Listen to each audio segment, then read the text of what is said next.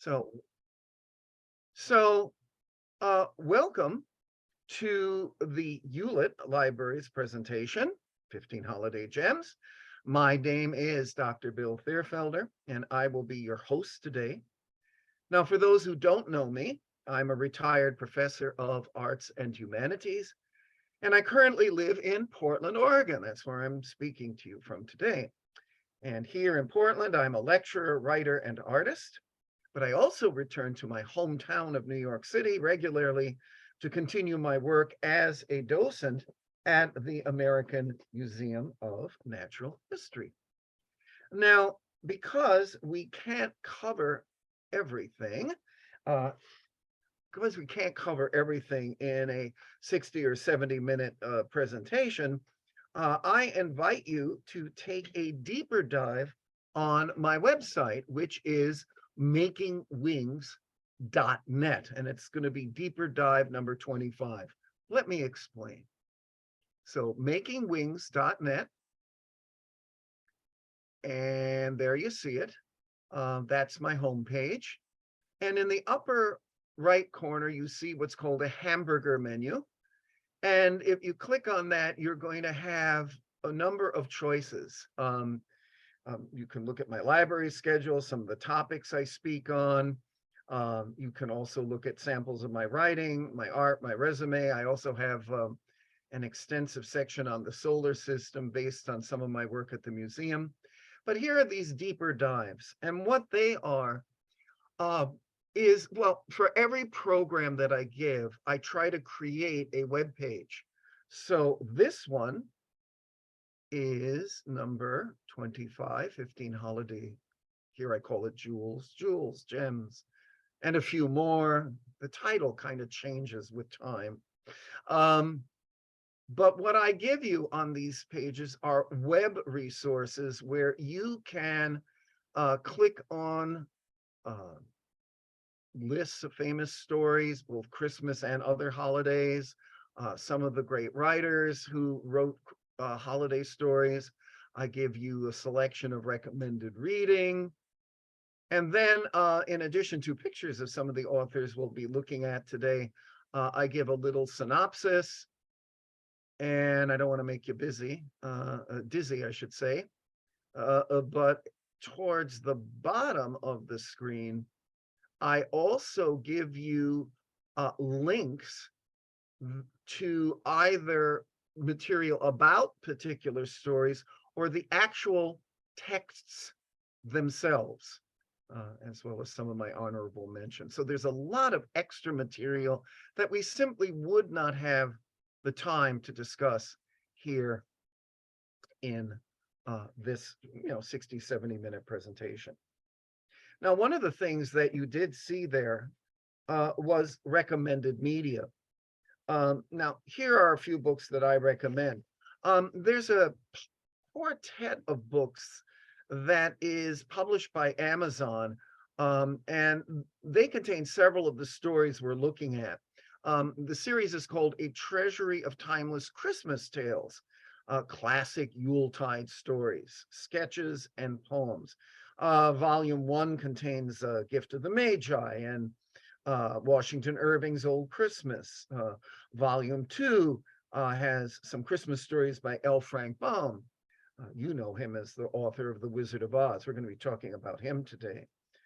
E.T.A. Hoffman, The Nutcracker. What's the holiday season without it? The Nutcracker, right? And the 4th volume contains a book that I mention as an honorable mention, Christmas at Thompson Hall by the Victorian writer Anthony Trollope. And today we're also going to be looking at Truman Capote's Christmas Memory. Everyone, of course, knows Dickens' A Christmas Carol, but what a lot of people don't know is that he wrote 4 other Christmas novels, and we're going to be talking about one of them today. And then if you want just something beautiful, A Child's Christmas in Wales is an absolute tour de force of beautiful language, and we'll be talking a little bit about that.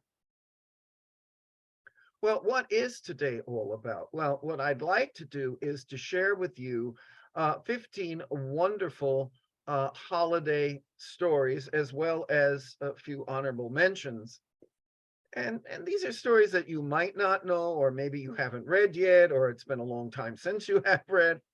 Um, I'd love to give you some ideas for holiday entertainment that has nothing to do with A Christmas Carol or a Charlie Brown Christmas or the Nutcracker. There's nothing wrong with those classics, but sometimes we have a hankering for something a little different. Now, I'm going to begin with two very big disclaimers. First off, I'm absolutely sure there are wonderful European, South American, Asian, and African holiday stories, but to simplify this project, I stuck to 3 or 4 top 15 or top 20 lists from a variety of sources, all of which you can find on my website. These include newspapers, magazines, literary scholars, and not least of which Oprah has a list.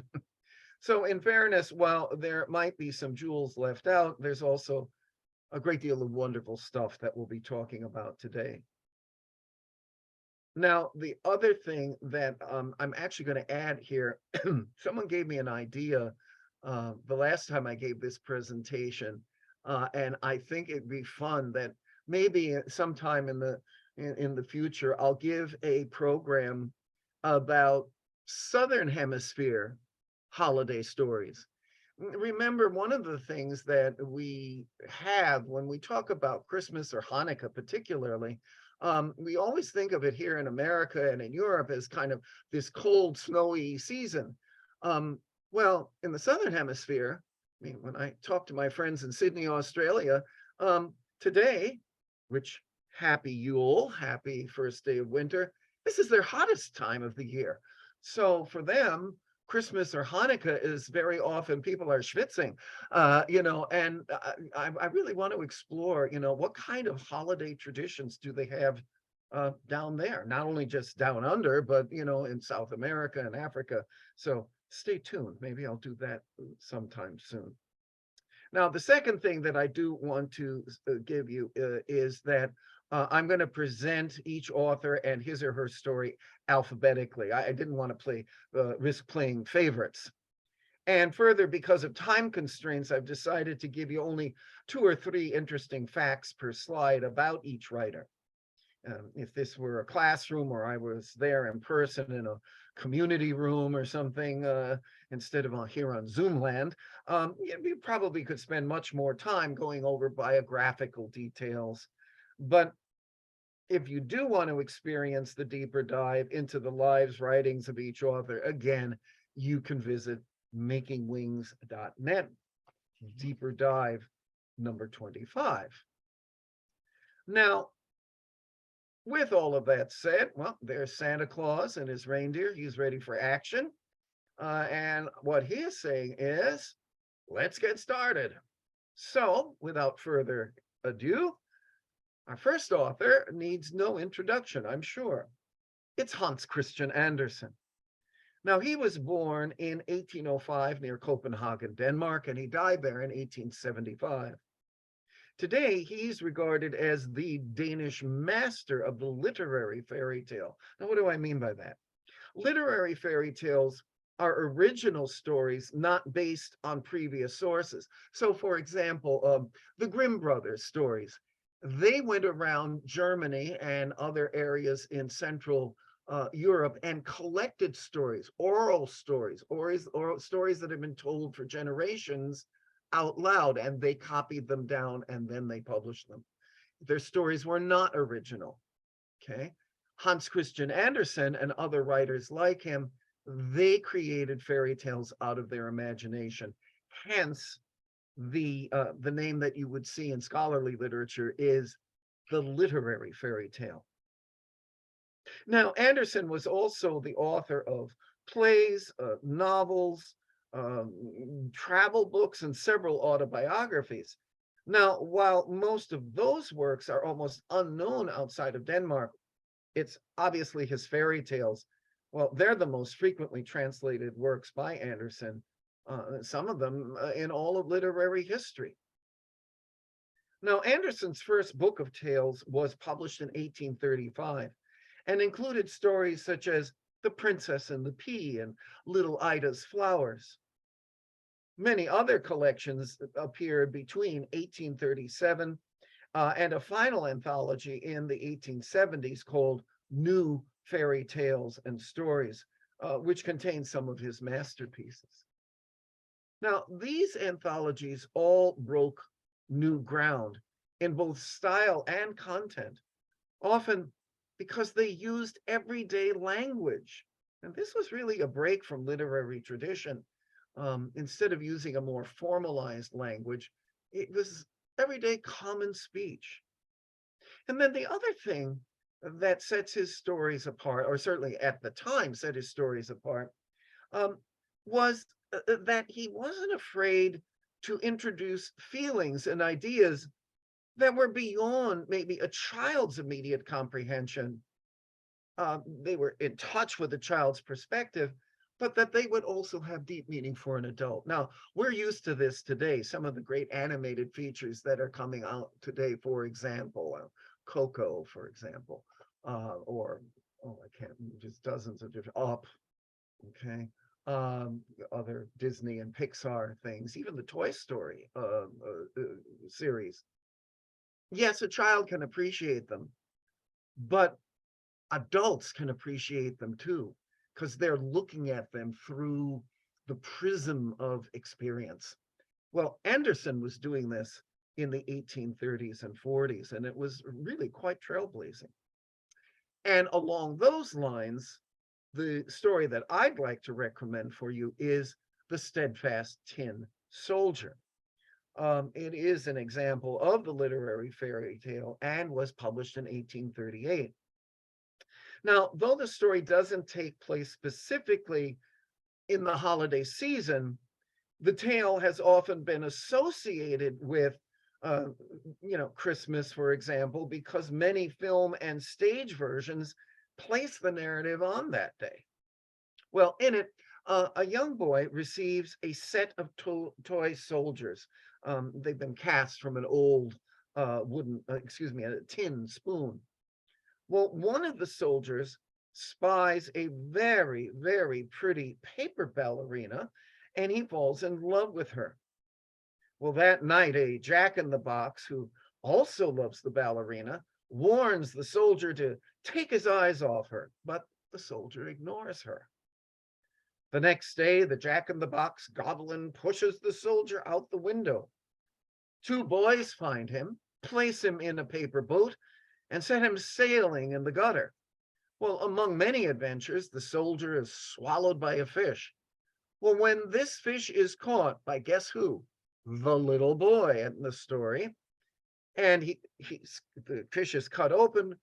The tin soldier finds himself once again on the tabletop in front of that ballerina.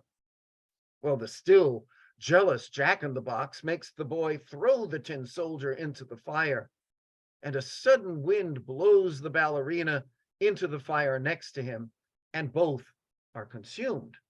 But is that really the ending? Well, you'll just have to read it to find out. It's a very beautiful and, yes, sad story, but nostalgia, melancholy are good words, I think. And it's truly one of Andersen's best written tales. Well, next up, believe it or not, is Lyman Frank Baum, L. Frank Baum, who was born in 1856 and passed in 1919. Well, in 1897, Baum published his first collection for young readers, and it was called Mother Goose in Prose, which was illustrated by no less than the renowned artist Maxfield Parrish. He soon followed up this work, because it was so popular, with the hugely popular Father Goose, his book. And this collection of stories became the top-selling children's title of 1899. Well, now, here's where you probably know Baum. The following year, in 1900, Baum introduced readers to The Wizard of Oz, right? The Wonderful Wizard of Oz, and the story of Dorothy's quest to find her way home, accompanied by a Tin Woodsman, a Scarecrow, and a Cowardly Lion. Well, it was so successful, and this is something that, again, a lot of people don't know. That first novel was so successful that Baum wrote 13 more Oz novels. In fact, one of my favorite is called Ozma of Oz. It's lots of fun. Um, so there are 14 Wizard of Oz novels in total. It's not just the first one. Well, 2 years though after that first one, which was just a remarkable success, it made Baum a fortune. 2 years after that, Baum produced a musical version of the book. It opened in Chicago and it went on to run for 2 years on Broadway. And then it successfully toured the United States for over a decade until 1911, nearly a decade, 1911. By the way, the songs in this Wizard of Oz from 1902 are not the same songs that you hear in the film version of 1939. But I guess this wonderful story lends itself to music. Well, where the holidays come in is that in 1902, Baum reimagined Santa Claus with a book called The Life and Adventures of Santa Claus. He found such success with that book, it was as popular as The Wizard of Oz, that he actually made Santa appear in some of the Oz novels and in several short stories. Well, ultimately, Baum wrote over 60 books, the bulk of them for younger readers. And in 1910, Baum and his family moved to Hollywood, where he worked to bring his stories to the big screen. And he died there in Hollywood in 1919. So he's not the first writer to hear the call of Hollywood. Now, for our purposes today, I recommend a delightful short story that Baum wrote in 1904 called A Kidnapped Santa Claus. The story deals with Santa Claus's kidnapping by 5 demons who live in a cave. Why do they do this? Well, they want to thwart his yearly delivery of toys. You see, the demons, they're called selfishness, envy, hatred, malice, and a rather ambiguous demon called repentance. Well, they resent that Santa's influence keeps children away from visiting them in their caves. So they kidnap Santa on Christmas Eve. Well, the rest of the story deals with rescue operations and a very forgiving Santa who returns things to normal. It's been called one of Baum's most beautiful stories and constitutes a very influential contribution to the mythology of Christmas. A lot of how we depict Santa Claus today, it really comes from the L. Frank Baum stories and books. Well, our next writer up is the one and only Pearl S. Buck, who lived from 1892 to 1973. Now, though she was primarily educated in the United States, she spent major portions of her life in China. First, as the daughter of Presbyterian missionaries, and then as the wife of a missionary, and then eventually as an English professor at various Chinese universities. She began contributing articles on Chinese culture to American magazines in the 1920s. And in 1930, she published her first novel, East Wind, West Wind, which I really recommend. It's quite a wonderful book. It deals with the complexities of a Chinese family that's split between living in America and their relatives and their life in the Asian homeland. Now, of course, her career truly took off from there. The Good Earth, published in 1931, is a poignant tale of a Chinese peasant and his slave wife. It won a Pulitzer Prize in 1932 and established Buck as a major interpreter of the East to Westerners, and was, of course, adapted to the stage and screen, an Oscar-winning film. It was followed by the novel Sons in 1932 and another called A House Divided in 1935. The three books were collected as a trilogy that was published in 1935 called The House of Earth. And, as a result of the article she had written, but primarily this trilogy of novels, she was awarded the Nobel Prize for Literature in 1938, one of the few women to actually have received a Nobel Prize. I think we're only up to, 58 women winning Nobel Prizes in all of the fields to this day. It's very male heavy winners. So she wins for literature. And we're going to come across another winner in just a little bit. Well, from 1935 on, Buck lived in the United States with her second husband, and with him established an adoption agency called Welcome House, which served thousands of children across the world until 2014, when international adoption laws changed. In 1964, she also created another child sponsorship agency, the Pearl S. Buck Foundation, which since 1991 is called Pearl S. Buck International, and it's headquartered on Buck's estate, Green Hills Farm in Pennsylvania. Now, Buck's story, Christmas Day in the Morning, is one of our 15 jewels. This short story was originally published in 1955. And without giving too much away, it tells the story of a young man named Rob who finds himself on Christmas Eve without a gift for his beloved father. The story is told as a flashback.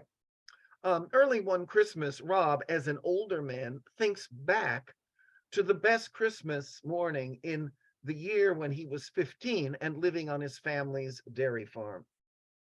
That year, Rob surprised his father with a special heartfelt gift by getting up in the middle of the night to do all of the milking on the farm by himself so that his father could, after years and years, could have Christmas morning off, which was a sweet gift, right? Well, the boy is planning the joy in planning the surprise for his father, and the touching appreciation, the pride and the love and the father's gratitude. Well, they're all told beautifully. I recommend, which I have on the right side of your screen, the very lovely Harper Collins illustrated version of the story with beautiful paintings by Mark Bonner. His deep toned, striking illustration are a feast for the eyes. And then there's Truman Capote, who was born in 1924 in New Orleans and died in 1984 in Los Angeles. Now, because his parents divorced when he was young, he spent his childhood with various elderly relatives in small towns in Louisiana and Alabama. He attended private schools and eventually joined his mother and stepfather, Joseph Capote, in Millbrook, Connecticut, where he completed his education. Now, he achieved early literary recognition in 1945 when his haunting story, Miriam, was published in Mademoiselle magazine. He had written it when he was only 18 years old. It was published when he was 20. His first published novel, Other Voices, Other Rooms, from 1948, was also highly acclaimed. And one of Capote's most popular works, Breakfast at Tiffany's, was first published in Esquire magazine in 1958. The 1961 filmed version with Audrey Hepburn is an Oscar-winning classic, despite what is now seen as a rather offensive portrayal of the heroine's Japanese landlord, played by no other than Mickey Rooney. But if you can get through those very short scenes with him, the rest of the movie is just delightful, and it gives us that classic song, Moon River, and also introduced millions of women across the world to The Little Black Dress. Well, Capote's greatest success was his nonfiction novel, In Cold Blood, which is a chilling account of the murders of 4 members of a Kansas family in 1959. The 1965 book and the 1965 Oscar-nominated film were both critical and popular successes, and proved to be the high point of Capote's dual careers as a writer and a celebrity socialite. Well, endowed with a quirky but attractive personality, he entertained television audiences with outrageous tales recounted in his distinctly high-pitched, lisping Southern drawl. In the late 60s, he adapted two short stories about his childhood, A Christmas Memory and The Thanksgiving Visitor, into award-winning television films. Um, these were the last major successes of his jet-set, celebrity-filled career. In later years, Capote's growing dependence on drugs and alcohol stifled his productivity and eventually, quite sadly, brought about his death. Now, for today, I absolutely confess that the story A Christmas Memory is one of my absolute favorite holiday stories. And the Geraldine Page film adaptation remains a holiday treat. Now, without revealing too much, the story is narrated by a 7-year-old boy named Buddy, who tells about his delightful relationship with his older female cousin, Sook. Now, though the family is very poor, Buddy and the elderly Sook save their pennies, which they use during the Christmas season to collect pecans and buy other ingredients to make fruitcakes. Now, although it's set during the Prohibition, they send their moonshine-soaked cakes to everyone from acquaintances they've met only once or twice to people they've never met at all but admire, like, for example, President Franklin Delano Roosevelt. The story continues to unfold and has one of the most beautifully written and heart-wrenching endings in 20th century American literature. It's truly a beauty. Now, our fifth story was written by Russian author Anton Chekhov, who was born in 1860 and died in 1904.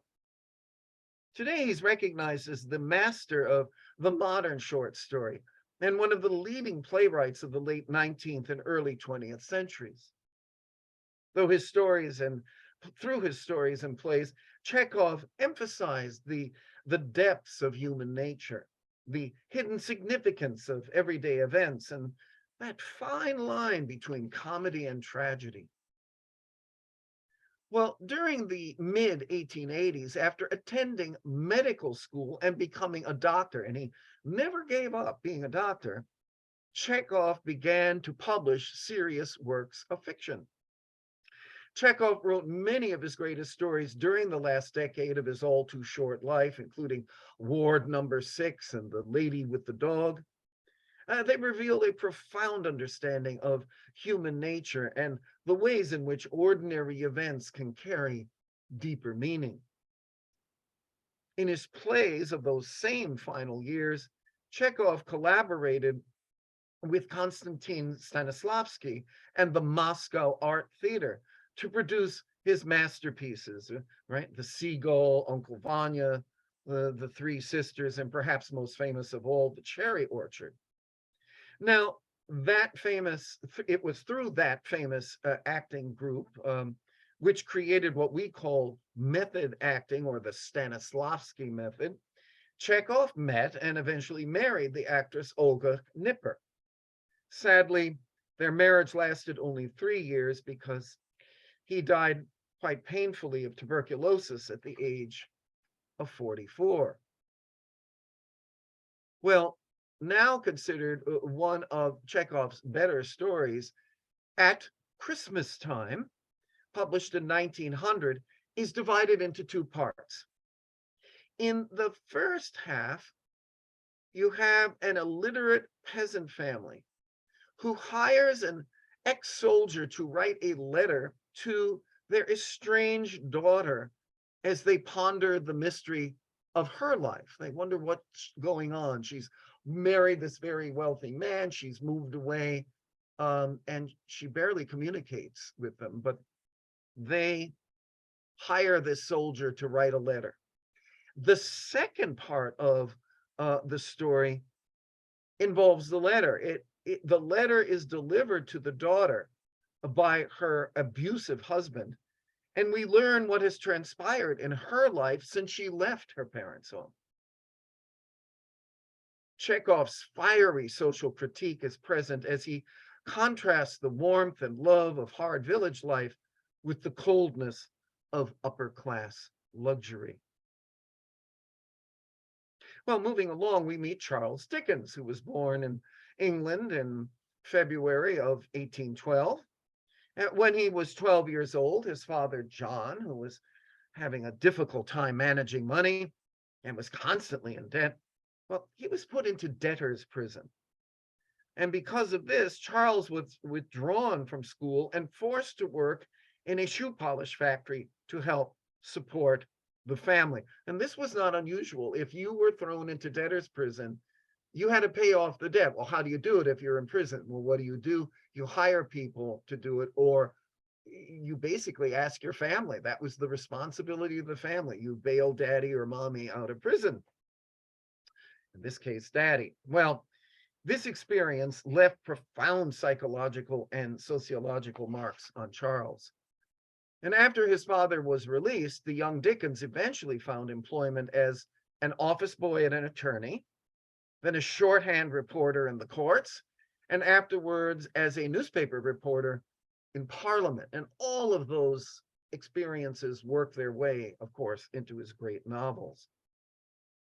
In 1836, Dickens married Catherine Hogarth, and together they had 10 children before they separated in 1858. Now, after the early success with Sketches by Boz and the Pickwick Papers, I always like that title, Sketches by Boz. For those of you who are crossword puzzle fans, the Times just loves that clue. Dickens' pen name. Well, it was Boz, B-O-Z. And he actually wrote 2 series of Sketches by Boz, little interconnected short stories. Well, very successful, as was the Pickwick Papers. Dickens produced work of increasing complexity at an incredible rate, including Oliver Twist, Nicholas Nickleby, and the Old Curiosity Shop. Now, Dickens' series of 5 Christmas books began appearing in 1843. A Christmas Carol, The Chimes in 1844, The Cricket on the Hearth in 1845, The Battle of Life in 1846, and The Haunted Man in 1848. Now, we know The Christmas Carol, but believe it or not, those other 4 Christmas novels, some of them were actually more popular than A Christmas Carol during Dickens' lifetime. Dickens followed their commercial success with novels including David Copperfield, Bleak House, A Tale of Two Cities, and his masterpiece, Great Expectations. I think Barbara Klinghoffer has recently written what is it, Demon? I forget the title. The first name, it's Demon something. Anyway, she's written a takeoff on David Copperfield that takes place in Appalachia. Now, meanwhile, by 1856, his popularity had allowed him to buy Gad's Hill Place, an estate they had admired since childhood. One day when his father was out of debtor's prison, they were taking a walk and he saw this house and he said, "One day I am going to own that place." Well, 3 decades later, he did. And in 1858, Dickens began, a couple years after buying Gad's house, he began a series of paid readings, which became instantly popular. In all, Dickens performed more than 400 times. And in that year of 1858, he also, after a long period of difficulty, separated from his wife. And it was also the year that Dickens became involved in an affair with a young actress named Ellen Tiernan. Now, the exact nature of their relationship is unclear, but it was clearly central to Dickens' personal and professional life.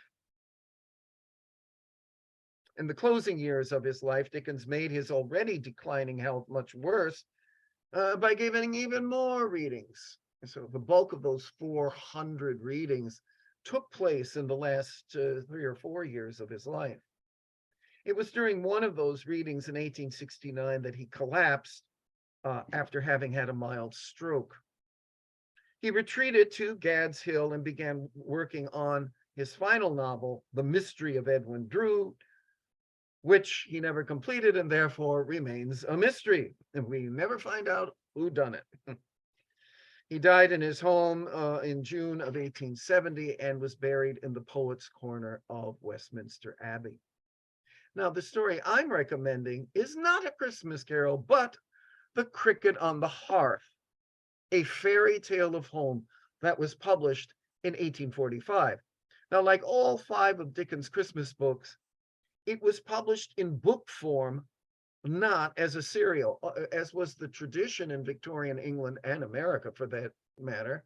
Authors would produce 3 or 4 chapters at a time that would be printed either weekly or monthly in journals and magazines. And then when the novel was, the last installment was published, then it was published in hardcover. His 5 novels were published hardcover right from the beginning. The book sold briskly, and no fewer than 17 stage productions opened during the Christmas season of 1845, with one production opening on the same day as the book's release. Talk about a tie-in, right?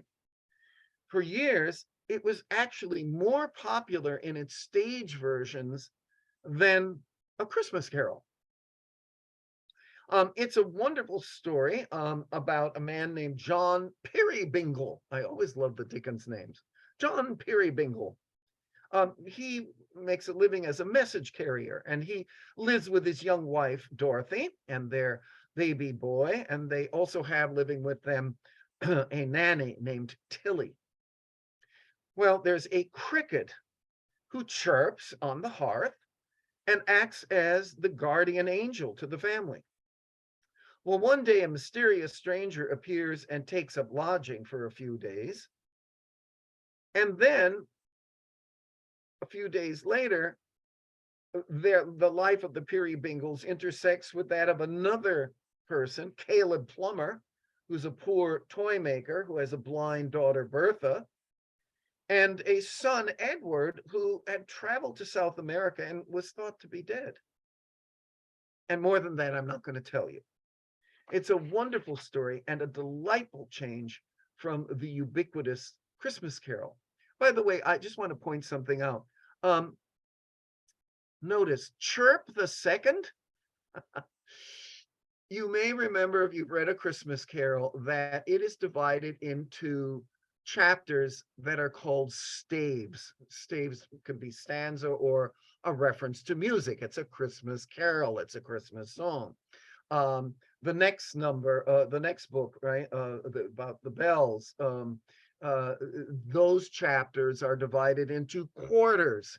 Why? Because bells ring on the quarter of the hour. Well, here, Cricket on the Hearth, what a better title for a chapter than A Chirp.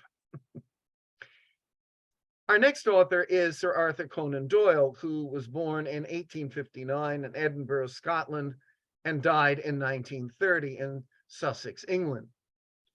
Now, while a medical student in Edinburgh, Conan Doyle was deeply impressed by the observational skills of his professor, Dr. Joseph Bell.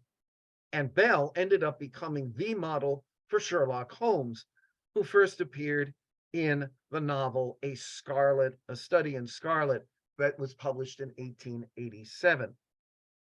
So very much like Chekhov, Doyle was a doctor, and though he spent obviously much time working on his writing, as did Chekhov, he never fully gave up being a medical doctor. It's an interesting connection there. And I always like to think that their work as doctors very much influenced their characters. Doctors have to be good observers.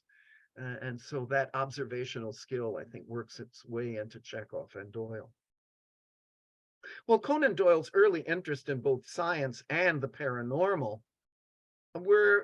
remained for his whole life a complex and diametrically opposing kind of belief systems, that he struggled with throughout his life. He's the science-oriented doctor, but he also believes in ghosts and fairies and elves, and that was constantly kind of we're butting heads there. Now, Doyle continued to write Sherlock Holmes adventures through 1926. His stories were collected in several volumes, and he wrote 3 more Sherlock Holmes novels, most famously The Hound of the Baskervilles. Doyle was, though, a little upset by the fact that some of his other novels, he wrote a tale of 14th century chivalry called The White Company and a science fiction masterwork called The Lost World. He was kind of sad. He was sad. That maybe is a good word. That they weren't as recognized. Well, now they're certainly The Lost World is recognized, but by sci-fi buffs. But it's Sherlock Holmes that took over. Doyle was knighted in 1902 for his work with a field hospital in South Africa during the Boer War, which took place in the very early 1900s. Again, he never gave up being a doctor. Now, Conan Doyle himself viewed his most important efforts to be his campaign in support of spiritualism, which is the religion and psychic research subject based upon the belief that spirits of the departed continue to exist in the hereafter and can be contacted by those still living. And to kind of pick up on that, when Conan Doyle died in his home in 1930, after he passed away, a major portion of his funeral took place in London's Royal Albert Hall, where thousands of people filled that magnificent arena for a seance during which a spiritualist medium claimed to have contacted Sir Arthur from the beyond. Quite something. Now, holiday story? I'm recommending The Blue Carbuncle. Well, recommending this story as a holiday or a Christmas story isn't far from recommending one of my favorite holiday movies, Die Hard, with Bruce Willis. The stories both take place with Christmas as a backdrop, but there's always been a controversy as to whether they actually qualify as holiday stories. Well, I say yes, and in fact, our family's going to be watching Die Hard on Christmas Eve, as we always do. Interestingly enough, as far as Doyle's story, it always ends up on favorite Christmas story lists. Well, without giving away too much, as London prepares for Christmas, newspapers report the theft of the nearly priceless gemstone, the Blue Carbuncle, from the hotel suite of a wealthy countess. John Horner, a plumber and a previously convicted felon, well, he's soon arrested for the theft.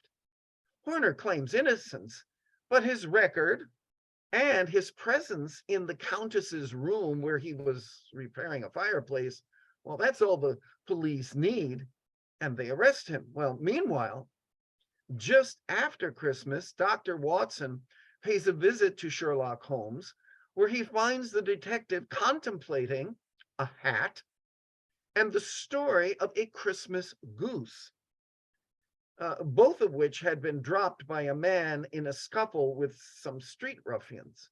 Well, how this tale of the hat, the goose, and the gem all intertwine is delicious fun.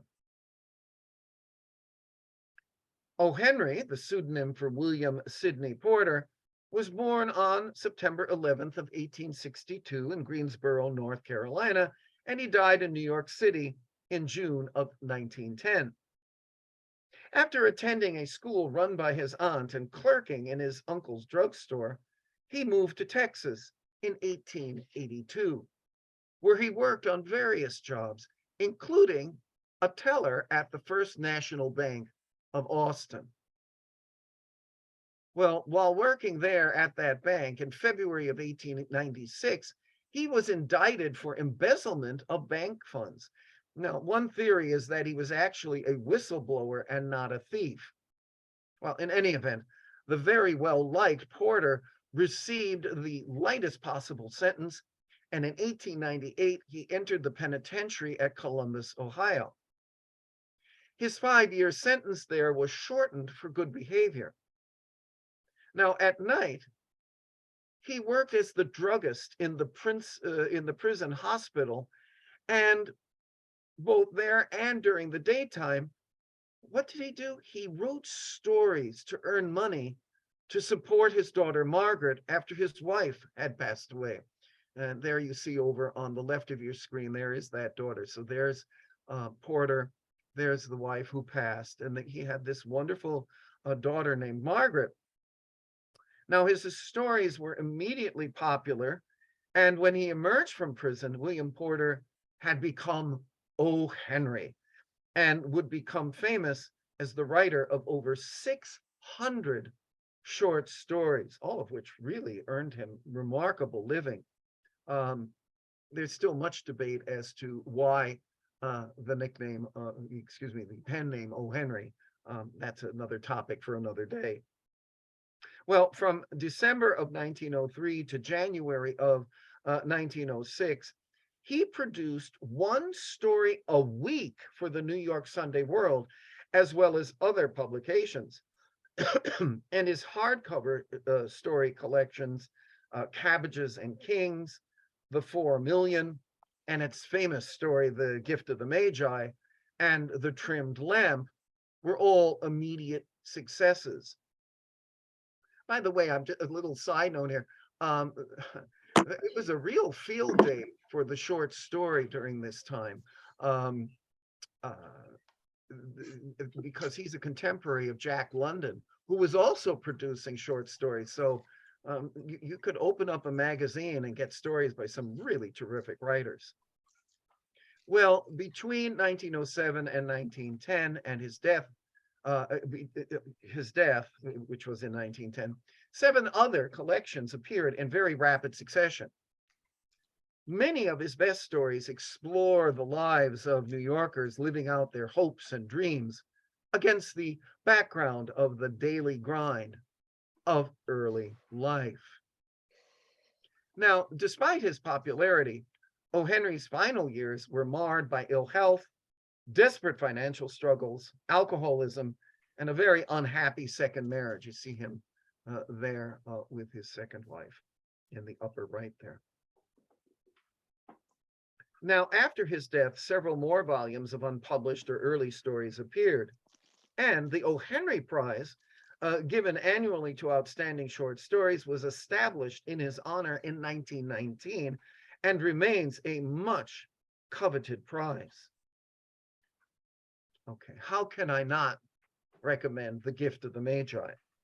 If you've never read the story, you're really in for a treat. It's the story of a young husband and wife, Della and Jim, and how they deal with the challenge of buying secret Christmas gifts for each other with very little money. Now, it's a sentimental story, but it has a wonderful moral lesson about gift giving, and it's often been adapted, especially for presentation at Christmas time. Now, the plot and its twist ending are well known, and that ending is generally considered one of the best examples of comic irony in all literature. But if you haven't read it, I won't give anything away. No spoilers.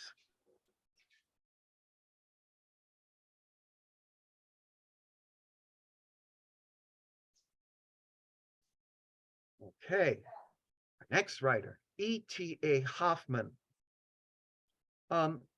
If people are, I see that people are putting things into the chat.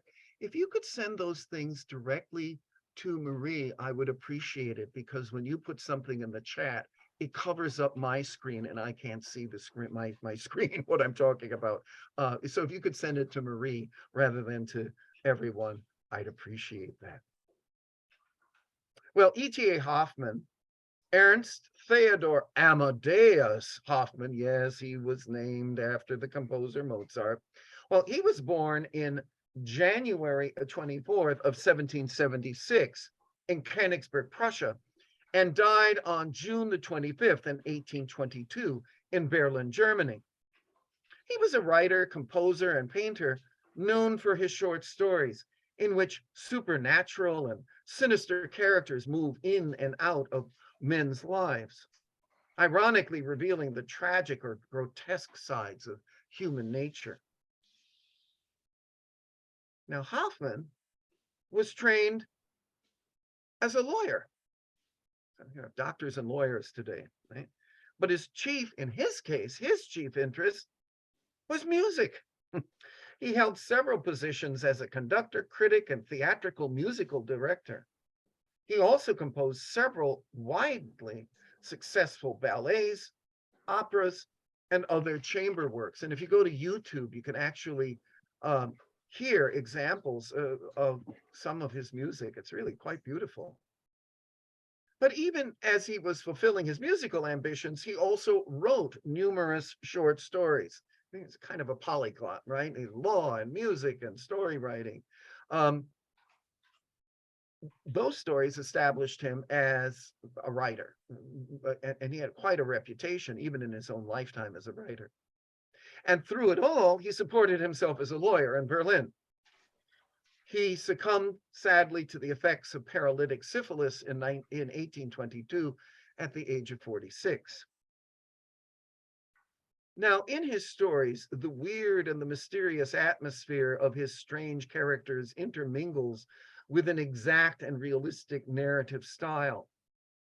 His use of fantasy, ranging from fanciful fairy tales to highly suggestive stories of the macabre and the supernatural, very poesque in many ways, served as an inspiration to several operatic composers, including most famously Jacques Offenbach, who transformed 3 of Hoffman's stories into the opera The Tales of Hoffmann, in which Hoffmann himself is the central character.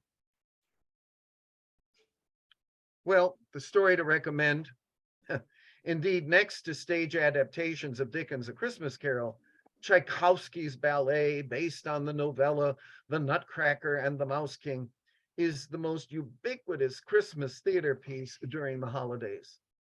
The original story concerns a girl named Marie, who receives a nutcracker on Christmas Eve that looks like a soldier.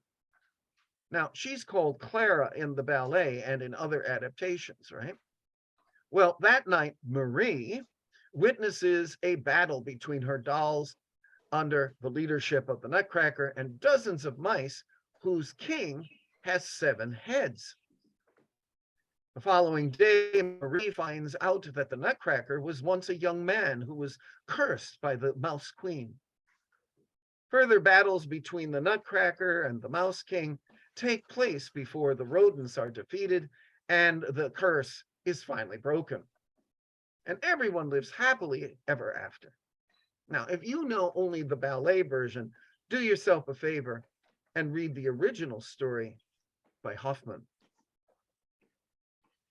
Our 10th writer is Washington Irving, who was born in New York City in 1783 and died on his estate in Tarrytown, New York in 1859. Though he studied law, another lawyer, and became a lawyer in 1806, Irving was always attracted to writing and early on began contributing delightful tales to New York newspapers and magazines. Now, one of his early successes was History of New York by Diedrich Knickerbocker, published in 1809. It's a comic history of the Dutch regime in New York and became the basis for a Broadway show in 1938 and a very successful musical film, Knickerbocker Holiday, with Nelson Eddy and Jeanette MacDonald in 1944. Well, in 1815, during a business trip to England to look after the legal interests of his brother's hardware importing firm, Irving met Sir Walter Scott, who encouraged him to continue writing. Now, you want to be a lawyer, that's nice, but I really think you're talented as a writer. It's terrific. So the result was the sketchbook of Geoffrey Crayon, which was published in 1820. Most of the book's 30 stories concern Irving's impressions of England, but 6 deal with American subjects, And of those six, the tales The Legend of Sleepy Hollow and Rip Van Winkle have been called the first American short stories. The tremendous success of the sketchbook of Geoffrey Cran in both England and the United States assured Irving that he could live by his pen. So he didn't exactly hang up his shingle, his lawyer shingle, and put it away. But he really concentrated primarily on writing. Well, early in 1826, he accepted an invitation to the American embassy in Spain, where he continued to write both fiction and biography. After a 17-year absence in Europe, Irving returned to New York in 1832.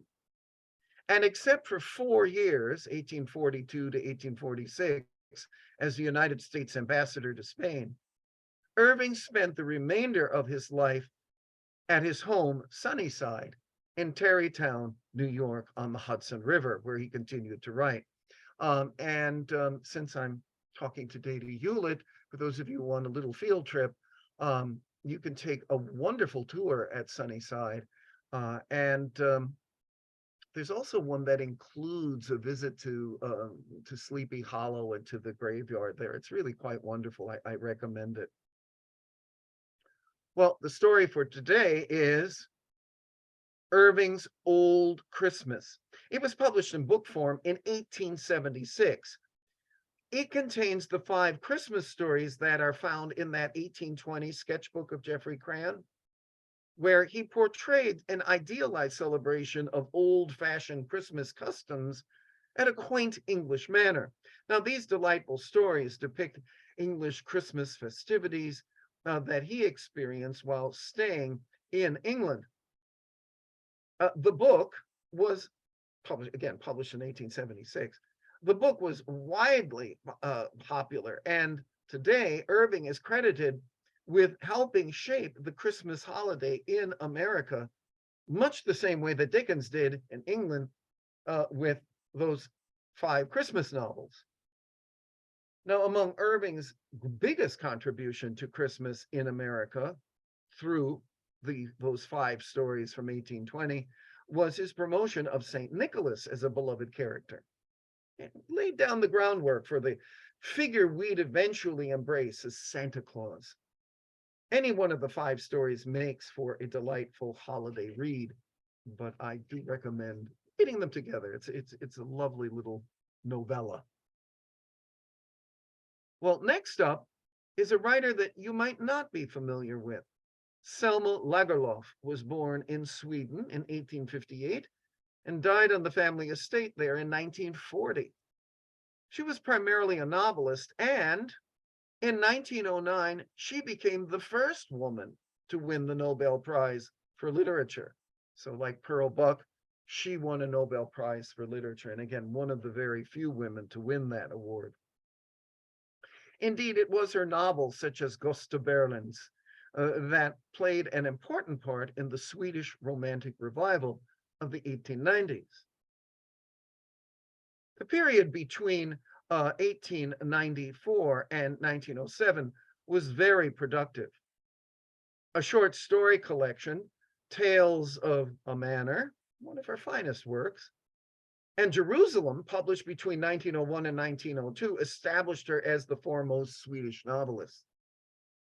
Other notable works were 2 delightful geography books for children, The Wonderful Adventures of Niels in 1906 and The Further Adventure of Niels in 1907.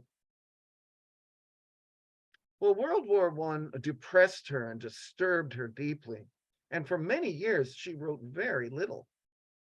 But then, in a great comeback, she produced the Varmland trilogy between 1925 and 1928. And these are the books for which she is most known today among adult readers, again, primarily in Europe.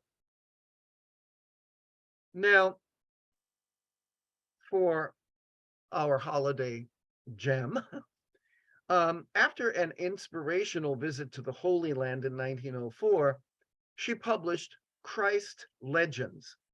It's her most well-known book for young readers, which has been loved by generations of children, primarily in Europe. One of those stories, which is the one I recommend, is called The Holy Night. Uh, it tells the story of Lagerlof, so it's semi-autobiographical, it tells the story of Lagerlof at 5 years old, who experienced great sadness when her grandmother passed away. While reminiscing about the old woman, she recalls a story the grandmother used to tell about the night Jesus was born. In it, a poor man wanders around a village asking people for just one coal, a single coal, to light the fire in his home. But he keeps getting met with rejection until he runs into an otherwise rather surly shepherd who finds compassion in his heart to help, especially after seeing the state of the man's home, wife, and child. It's a very beautifully written story, and I do recommend it. Well, one of the greatest writers of the 20th century was Isaac Bashevis Singer. He was born in 1903 and passed at the venerable age of 87 in 1991. He was a Polish-born American Jewish writer who wrote and published first in Yiddish and later translated himself into English with the help of editors and collaborators. In 1978, Singer received the Nobel Prize for Literature. And his claim to fame for that one was he was the only, up to this point, the only author writing in Yiddish ever to receive the honor. Now, for those not familiar with Yiddish, Yiddish is a Germanic language historically spoken primarily by Ashkenazi Jews. The language originated during the 9th century in Central Europe, providing the nascent Ashkenazi community with a vernacular based on High German fused with many elements taken from Hebrew and, to some extent, Aramaic. Most varieties of Yiddish include elements of Slavic languages, and the vocabulary even contains traces of Romance languages like Italian and French.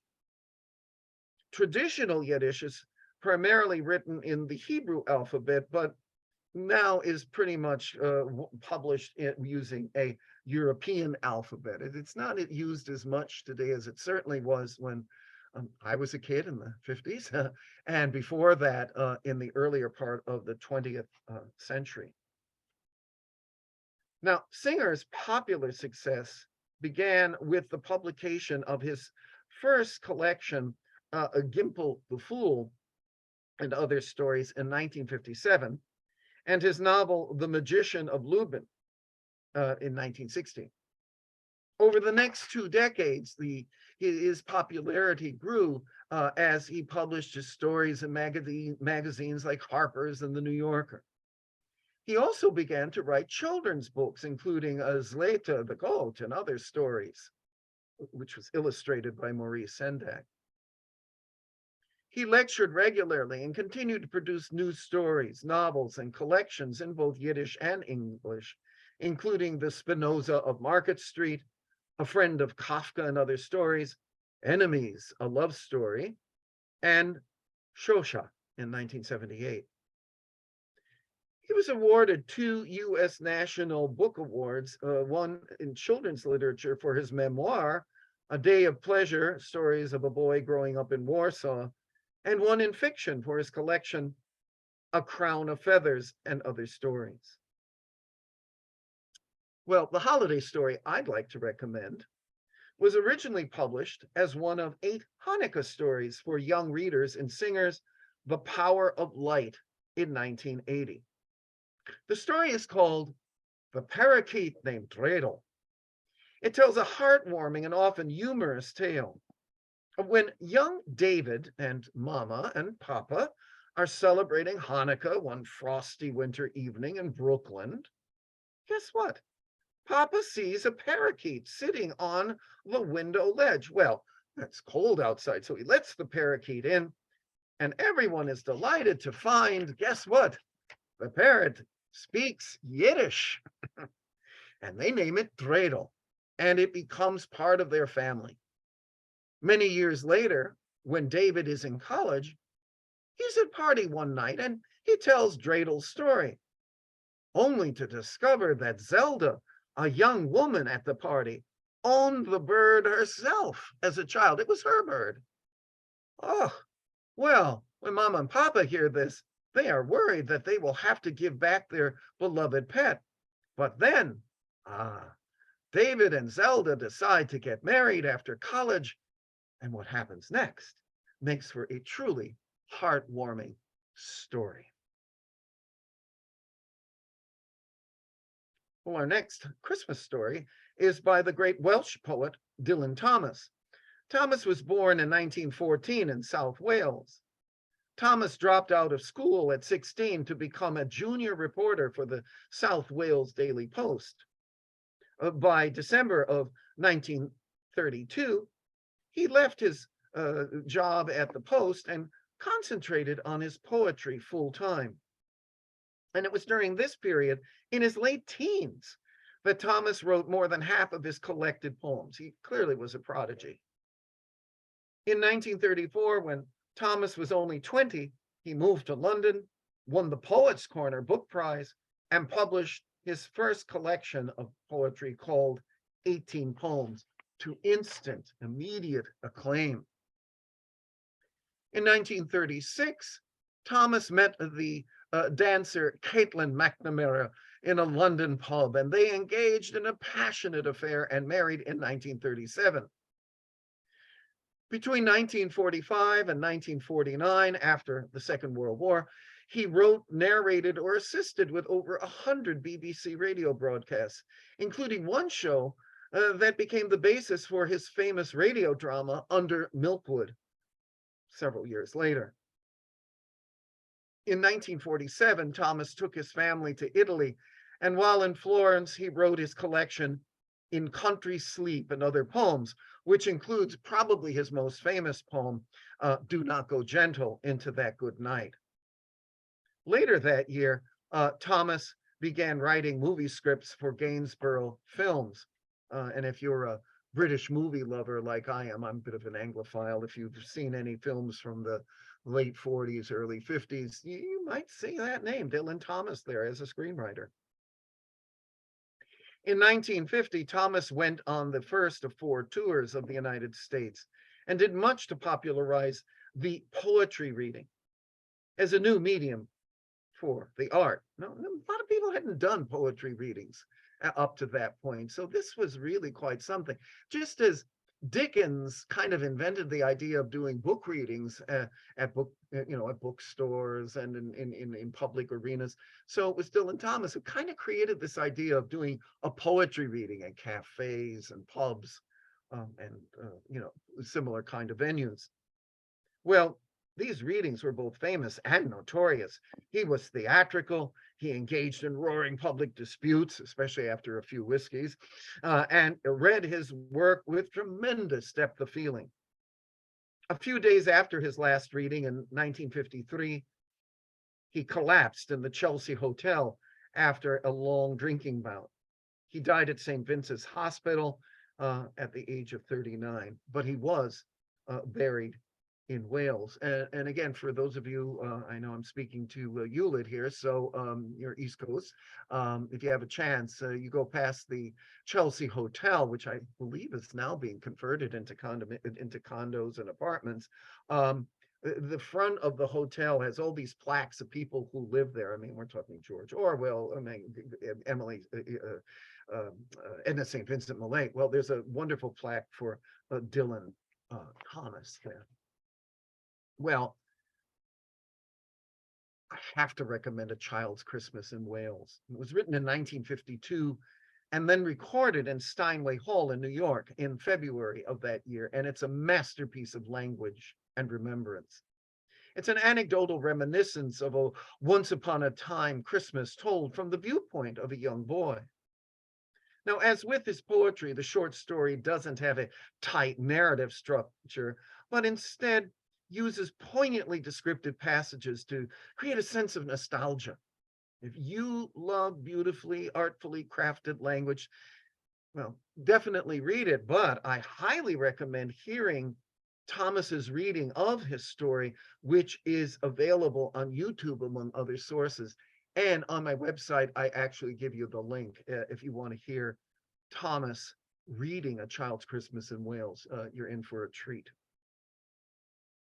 Our penultimate writer is Henry Van Dyke Jr. He was born in 1852 and died in 1933. Now, in addition to being a writer, he also had other things, right? He was an educator, he was a diplomat, and his vocation was he was a Presbyterian clergyman. So today we have ministers and lawyers and doctors, but they all loved writing. Now, as an educator, he served as a professor of English literature at no less than Princeton University between 1899 and 1923. So he had a very long tenure at Princeton. President Woodrow Wilson, who was a friend and former classmate of Van Dyke's at Princeton, appointed Van Dyke as ambassador to the Netherlands and Luxembourg in 1913. Now, although he was inexperienced as a diplomat, Van Dyke conducted himself with great skill. He was a natural at it. And one of the things that he did was he maintained the rights of Americans in Europe during World War I, and he organized work for their relief. Van Dyke returned to the United States after the war, where he continued his ministry and his writing, and was elected to the American Academy of Arts and Letters, among many other honors. And Van Dyke died in April of 1933, and he was buried at his alma mater and the place where he had taught for almost 2.5 decades, Princeton University Cemetery. The story I recommend is The Other Wise Men. It's a novella that expands the account of the three Magi story as told in the Gospel of Matthew in the New Testament. It tells about a fourth wise man, a priest named Artaban. He's from Persia. Now, like the other Magi, he sees signs in the heavens proclaiming that a king has been born among the Jews. And like them, he sets out to see the newborn ruler, carrying treasures to give as gifts to the child, a sapphire, a ruby, and a pearl of great price. However, he stops along the way to help a dying man, which makes him late to meet the caravan of the other three wise men. Now, because he's missed the caravan and he can't cross the desert with only a horse, he is forced to sell one of his treasures in order to buy the camels and the supplies necessary for the trip. The rest of the story is quite beautifully told, and it's been adapted many times as a television movie, a stage play, and even an opera. But here's a fun piece of trivia. A large sapphire named the Star of Artaban was named after that main character in this story. So Artaban and the other wise man story, well, becomes the Star of Artaban, and you can find it currently on display in the Smithsonian National Museum of Natural History. And there it is, the Star of Artaban. And it's named after Van Dyke's character. Well, our final writer, main writer, is Oscar Wilde. He was born in 1854 in Dublin and died in 1900 in Paris. Now, in the early 1880s, Wilde established himself in social and artistic circles by his wit and his flamboyance. But eager to further his acclaim, Wilde agreed to lecture in the United States and Canada in 1882. And one of my favorite stories, when he got to customs in New York and they asked him, what do you have in your possession? What are you declaring? He responded, I have nothing to declare but my genius. And there's a typical Oscar Wilde line. Well, despite widespread hostility in the press regarding his eccentric manner of dress and behavior, for 12 months, Wilde exhorted Americans to love beauty and art, and his readings were hugely successful with the public. They ate it up. When he returned to England, Wilde married Constance Lloyd in 1884, And two boys, Cyril and Vivian, were born in 1885 and 1886. Meanwhile, Wilde became a magazine editor and published The Happy Prince and Other Tales in 1888. It's a masterpiece of the literary fairy tale and allegory. More about that in just a moment. In the final decade of his life, Wilde wrote and published nearly all of his major work, including his only novel, The Picture of Dorian Gray, and two story collections, Lord Arthur Savile's Crime and A House of Pomegranates. But Wilde's greatest successes, of course, were his society comedies, Lady Windermere's Fan, A Woman of No Importance, An Ideal Husband, and probably his most famous play, The Importance of Being Earnest. Now, all of these were produced to wild acclaim. Unfortunately, his close friendship with Lord Alfred Douglas, whom he had met in 1891, infuriated Douglas's father, who accused Wilde of homosexuality, which was a crime under British law. Wilde sued for criminal libel, but after Wilde's case collapsed, he was found guilty and sentenced to 2 years of hard labor. Upon his release, Wilde spent the last 3 years of his life in bankruptcy, living on the kindness of friends. Sadly, he died suddenly in 1900 of meningitis. Now, on a happier note, our story, The Selfish Giant. It's one of those 5 stories published in The Happy Prince and Other Tales. It's a great example of a literary fairy tale. In it, a giant owns a beautiful garden.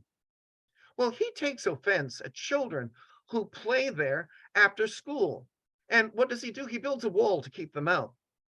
The garden falls into perpetual winter as a result. Well, one day the giant awakes and he discovers that spring has returned to the garden. Why? Because the children have found a way into the garden through a gap in the wall.